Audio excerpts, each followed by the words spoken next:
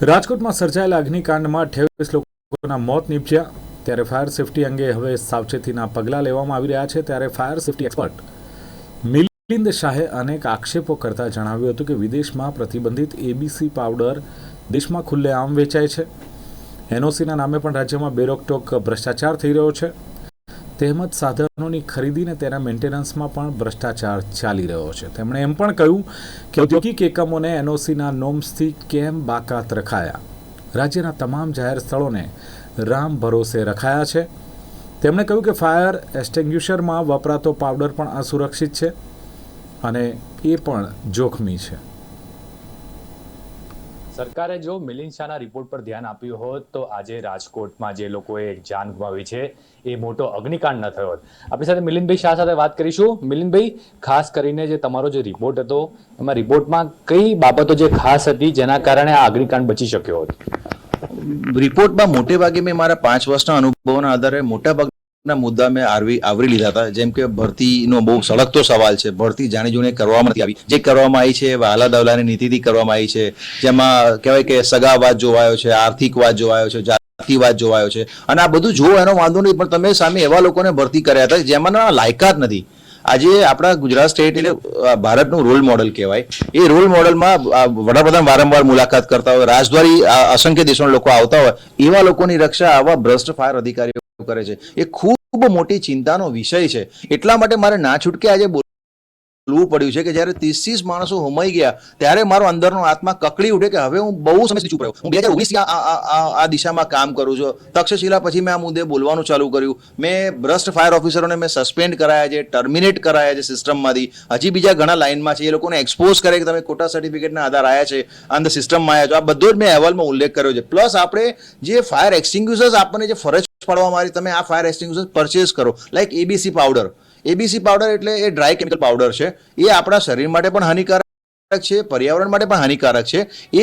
અને એનાથી આગ બુઝાઈ જશે એવી ચોક્કસ ખાતરી કોઈ નથી આપતું। અને બીજો સૌથી મોટો સળગતો સવાલ મેં એ ઊભો કર્યો છે કે પ્રિવેન્શન અને અવેરનેસની પુષ્કળ જરૂર છે। શાળાના લેવલથી ફાયર અવેરનેસ અને પ્રિવેન્શન પર કામ કરવાની જરૂર છે, એજ્યુકેશનમાં અને સમાવવાની જરૂર છે। આવું મેં અહેવાલમાં ચોખ્ખે ચોખ્ખું લખેલું છે। અને તેમ છતાં આ અહેવાલને ઓવરલુક કરવામાં આવ્યો છે, જેના કારણે આ વસ્તુ ઊભી થઈ છે। એક બીજી વસ્તુ અહેવાલમાં મેં એવી પણ મેન્શન કરેલી હતી કે તમે આજે આપણા ઔદ્યોગિક એકમો છે, જે જીવતા બોમ્બ જેવા ઔદ્યોગિક એકમો છે કે જેમાં આ ગમે ત્યારે લાગી શકે એમ છે, અને એમાં તો 1 નહીં 2 નહીં 150, 1500, 15,000 એવા માણસો એક સાથે કામ કરતા હોય છે। એવા ઔદ્યોગિક એકમોને માત્ર ને માત્ર તમે ફાયર ઓફિસરોએ પોતાની જવાબદારીમાંથી છટકવા માટે ભરતીનું બહાનું કાઢીને સરકારશ્રીને તમે ગેરમાર્ગે દોરીને એવો આદેશ કરાવડાયો કે ફાયર એનઓસીમાં ભરતી ઔદ્યોગિક એકમોમાં ફાયર એનઓસી આપવાની જરૂર જ નથી। જો એક નાના મોટા ગેમિંગ ઝોનમાં 30 માણસો ભરખાઈ જતા હોય તો જે જગ્યાએ 15 થી લઈને 150 થી લઈને 1,500 કે 15,000 માણસો કામ કરતા હોય ત્યાં આગ લાગશે તો શું થશે? અને એક આગ લાગે એટલે આખું ઔદ્યોગિક એકમ સાફ થઈ જાય, દેશની જીડીપીને અસર થાય। મિલિંદભાઈ, તમારો જે 88 પાનાનો રિપોર્ટ હતો એ રિપોર્ટ આ જે અગ્નિકાંડને કઈ રીતે બચાવી શક્યો છે સરકારે લીધો હતો? બિલકુલ, મારો સૌથી મોટો ફોકસ એ હતું કે પહેલા અવેરનેસ અને પ્રિવેન્શન પર આપણે કામ કરીએ। ફાયર ડિપાર્ટમેન્ટને ડિજિટલી બનાવી, કારણ કે ભરતી આપણી ઓછી છે, તો ડિજિટલી કામ કર્યું તો ચોક્કસપણે આપણે સ્માર્ટલી કામ કરીને આપણે આ બધા બનાવો બનતા અટકાઈ શક્યા હોત। આપણે પ્રજામાં આપણે અવેરનેસ ઉભી કરી શક્યા હોત। 5 વર્ષથી લોકોને કહેતો આવ્યો છું। મેં દેશની સૌથી પહેલી બર્ન્સ અવેરનેસ, ફાયર પ્રિવેન્શન અને ડિઝાસ્ટર મેનેજમેન્ટ પરની મેં ઇન્ટર્નશીપ રેન્ડર કરી છે ગુજરાત નિરમા યુનિવર્સિટીના છોકરાઓને। એ ઇન્ટર્નશીપને આગળ લઈ જવાની જરૂર હતી। એટલે આ બધું જે છે આ બધું જ આ અહેવાલોમાં લખેલું છે। માત્ર ખાલી મેં આમાં પ્રોબ્લેમ્સ નેરેટ નથી કર્યા, મેં આમાં સોલ્યુશન્સ પણ બતાવેલા છે। અને આનો સદંતર કોક ને કોક વ્યક્તિ દ્વારા આનો કહેવાય કે આ તો સમૂચી સિસ્ટમ દ્વારા આનો અનાદર કરવામાં આવ્યો છે। મને મારા અહેવાલનો અનાદર થયો એની કોઈ ચિંતા નથી, પણ એ અનાદર થવાના કારણે જે 30 માણસો હોમાઈ ગયા, એ જો અહેવાલ પર જો કામ કરવામાં આવે તો 30 માણસોની જિંદગી ચોક્કસ આપણે બચાવી શક્યા હોત।